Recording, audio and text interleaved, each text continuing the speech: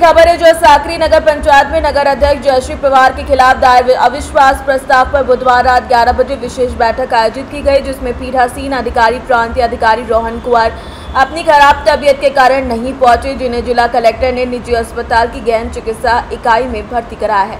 भाजपा के 6 नगर सेवक उप महापौर बापू गीते के नेतृत्व में इस अनुपस्थित पर आक्रोशित होकर सूरत नागपुर राजमार्ग पर रास्ता रोको प्रदर्शन किया गया। अविश्वास प्रस्ताव का कारण जयश्री पवार का विकास कार्यों में ध्यान न देना बताया गया है। शिवसेना शिंदे गुट की विधायक मंजुला गावित ने पार्टी पदाधिकारियों के साथ जिला कलेक्टर से संपर्क किया, लेकिन समय नहीं मिला। उन्होंने जिला मजिस्ट्रेट के जरिए प्रांतीय अधिकारी की स्थिति की जानकारी दी। भाजपा और शिवसेना शिंदे गुट के बीच साकरी नगर पंचायत में राजनीतिक दबदबा है और मंजुला गावित ने दावा किया कि अगला मेयर शिवसेना शिंदे गुट का होगा। विधायक मंजुला गावित कार्यकर्ताओं के साथ जिला अधिकारी कार्यालय के सीढ़ी पर धरने पर बैठी हैं और अगली तारीख मिलने तक धरना जारी रखने की मांग कर रही हैं। आमची आज साक्री नगर पंचायतीची आज अविश्वास ठरावाची आज मीटिंग होती, तर त्या निवडणुकीसाठी अविश्वास ठरावाचं आज त्या ठिकाणी निवडणूक होती। तर त्या निवडणुकीसाठी पीठासन अधिकारी जे आपले प्रांत साहेब आहेत यांची निवडणूक केली गेलेली होती।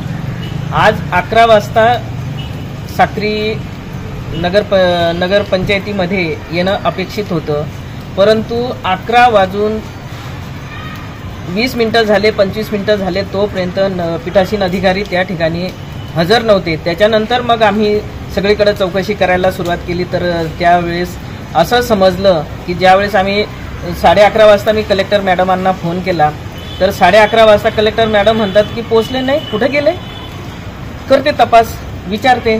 अशा पद्धतीने त्यावेळेस त्यांनी मला सांगितलं। म्हणजे बघा, या ठिकाणी पीठासीन अधिकारी आज या ठिकाणी गैरहजर आहेत, हे त्यांचे मनमानी चालू आहे का? म्हणजे जी निवडणूक आज आहे ही केवळ म्हणजे काय या ठिकाणी काही खेळ लावलाय का? म्हणजे या किती गांभीर्य आहे अविश्वास ठरावाची निवडणूक, हे किती गांभीर्य आहे हे आजच्या या दिवसभराच्या याच्यावरून लक्षात येतंय। सरळ या ठिकाणी प्रशासनाला हे सगळं माहिती असताना सुद्धा केवळ कोणाच्या तरी दबावाखाली आजची ही निवडणूक त्यांनी मुद्दामून आतापर्यंत त्यांनी टाळाटाळ करत आतापर्यंत ते इथं सुद्धा मी जवळपास 4 तासापासून मी इथं कलेक्टर ऑफिसमध्ये बसलेली मी आहे। आपले जिल्हा प्रमुख सतीश तात्या आहेत, हिलालांना आहेत आणि आमचे सर्व कार्यकर्ते देखील या ठिकाणी आहेत। तर अशा पद्धतीने आम्ही या ठिकाणी कलेक्टर मॅडमांना विचारणा करण्यासाठी आल्यावर सुद्धा कलेक्टर मॅडमांना आमच्याशी भेटायला, आमच्याशी चर्चा करायला, बोलायला त्यांना वेळ नाही। अँटी चेंबरमध्ये जाऊन बसलेत, लोकप्रतिनिधीची किती या ठिकाणी दखल घेत आहेत हे याच्यावरनं दिसून येतंय। आणि आजची जी निवडणूक आहे हे निवडणुकीचं किती गांभीर्य आहे हे याच्यावरनं लक्षात येतंय। कलेक्टर मॅडम म्हणताय की मला माहिती नाही हे असं झालंय, ते म्हणतात। त्याच्यानंतर विचारणा करायला आम्ही 3 वाजेनंतर इथं आल्यानंतर विचारायला आलो, तर ते म्हणतात की जे निवडणूक अधिकारी जे दिलेले होते ते ॲडमिट आहेत, त्यांची तब्येत बरी नाहीये, ICU मध्ये ते ॲडमिट आहेत। कोणत्या दवाखान्यात ॲडमिट आहेत? विना परवानगीने ते गेलेत का? म्हणजे निवडणूक निर्णय अधिकारी जर इतकं बेजबाबदारपणे वागतात, मग तुम्ही काय करताय तिथं? ही जबाबदारी जिल्हा अधिकाऱ्यांची आहे। म्हणून माझं सरळ या ठिकाणी आमचे प्रशासनाला जबाबदार आम्ही धरणार आहोत, कारण या ठिकाणी अविश्वास ठराव हा कुठल्याही राजकीय पक्षाचा जरी मागचं जरी असेल, महायुतीचंच त्या ठिकाणी नगर अध्यक्ष बसलेले आहेत, मागचेही तेच नगर अध्यक्ष होते आणि आताही तेच नगर अध्यक्ष म्हणजे बीजेपीचेच नगर अध्यक्ष त्या ठिकाणी बसणार आहेत।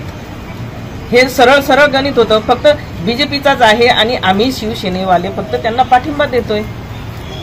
अविश्वास एवढ्यासाठी होता की त्या ठिकाणी ती व्यक्ती आता अनेक वर्षापासून त्या ठिकाणी पदावर आहेत, परंतु सरळ सगळी कामं ते बाजूला करून त्या ठिकाणी कुठल्याही विकास कामावर ते लक्ष घालत नाही आणि कुठल्याही कामाकडे ते लक्ष न देता ते अगदी विकास कामं सगळी रखडलेली आहेत। याच्यावर आमचा संताप होता आणि त्यासाठी आमचा तो अविश्वास त्या नगराध्यक्षावर आणलेला होता. बाकी विषय काही नाही. बीजेपीचाच नगराध्यक्ष आहे आणि आताही बीजेपीचे नगराध्यक्ष बसणार होते. याच्यात काही कोणाचं काही त्या ठिकाणी राजकारण किंवा गणित बदलणार होतं असं काही विषय नव्हता. तरी देखील या ठिकाणी कोणाच्या तरी दबावाने आज या ठिकाणी म्हणजे आजची ही बैठक त्यांनी होऊ दिली नाही. परंतु आम्ही या ठिकाणी ठामपणे आम्ही सगळे शिवसैनिक आणि सगळे बाकीचे बीजेपीचे सुद्धा या ठिकाणी आलेले आहेत. काही नगरसेवक आहेत, कार्यकर्ते आहेत, ते सुद्धा या ठिकाणी आलेले. आम्ही या ठिकाणी कलेक्टर मॅडमांना आता पुढचा आदेश ते काय करतात याच्यावर आमचं लक्ष आहे. कशा पद्धतीने ते आदेश करायचं म्हणतायत ते आम्ही. धुले से सीनियर संवाददाता नीलेश परदेसी की रिपोर्ट.